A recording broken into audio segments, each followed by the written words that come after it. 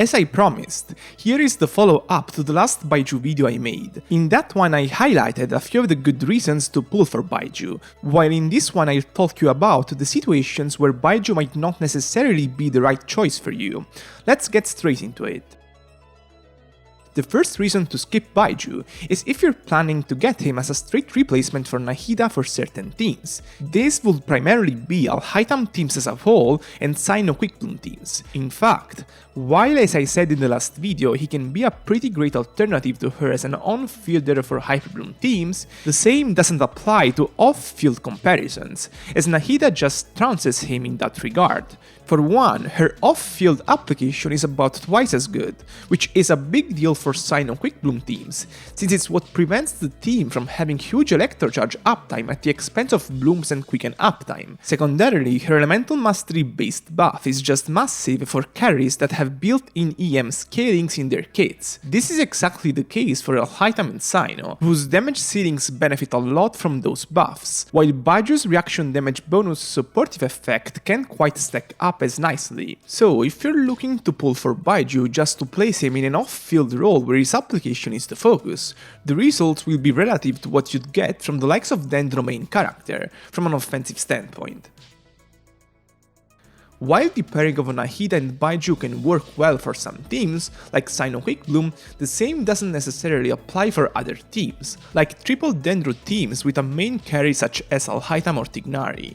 In short, there is basically no benefit from an offensive standpoint in bringing in Baizhu as opposed to somebody like Zhongli, while Quicken teams are compositions that as a baseline thrive thanks to the team-wide damage generated by both Dendro and Electro units.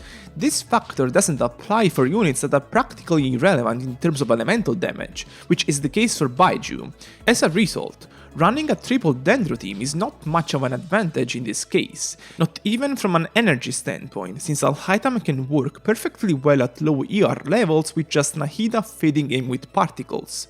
Calculations-wise, Baizhu's triple Dendro teams for Al-Haytham only perform better compared to Yayao triple Dendro variants, purely thanks to the fact Baizhu's reaction damage bonus buff has a longer duration compared to Yayao's Dendro damage bonus buff. The Zhongli variant of the team is slightly better, while the Cookie variant of the team is generally the best thanks to the benefits she brings to the table for Yae from an energy standpoint.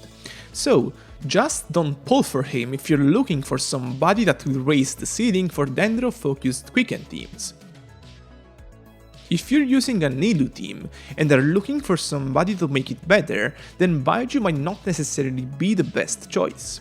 While it should theoretically be a great option by virtue of being a Dendro healer, the team is not lacking in great Dendro options to begin with. In a double Dendro double Hydro compositions with Nahida, which is the most common type of Nilou team around, Baizhu's role would simply be diminished to being an off-field healer and applier, a role Yayao can cover better. In fact, while Yayao is not exceptional when it comes to off-field application, her Elemental Burst can provide very solid AoE application in short windows, granted she's allowed to stay a few seconds on field to use it fully.